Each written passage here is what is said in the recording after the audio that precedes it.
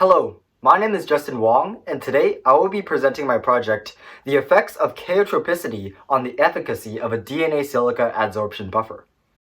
My project examined the process of spin column-based plasmid DNA extraction, in which plasmid DNA is extracted from bacterial cells, isolated, and purified into a final solution. After the cells are broken down and the plasmid DNA is isolated via centrifugation, the DNA solution is then run through a column containing a resin of silica.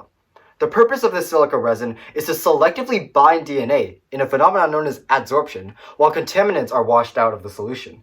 Finally, the plasmid DNA is released or eluted from the silica and can be used in applications such as gene transfection and genetics research.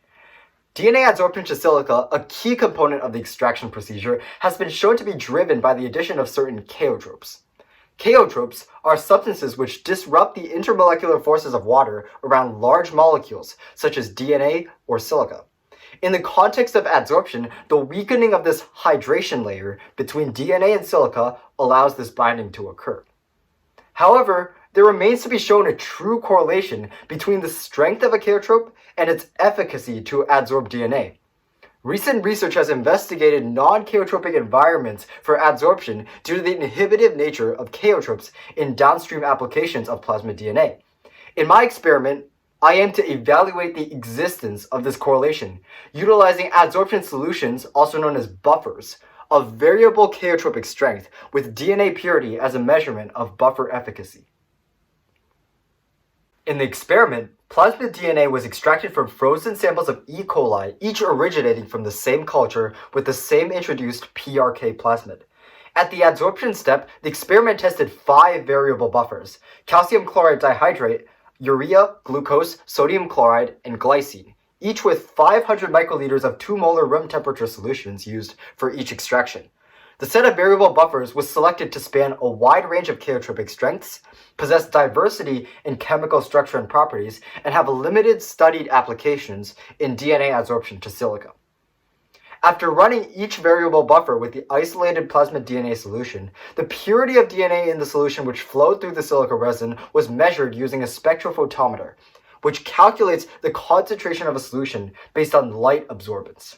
Because this would contain DNA which failed to adsorb, a higher purity in this measurement would actually indicate lower buffer efficacy. Following a washing step, with the purpose of precipitating DNA and removing contaminants and inhibitive chaotropes, the DNA was eluted with a controlled elution buffer.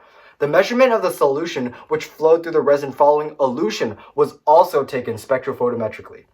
The spectrophotometer was calibrated with blank solutions containing no extracted DNA before every measurement.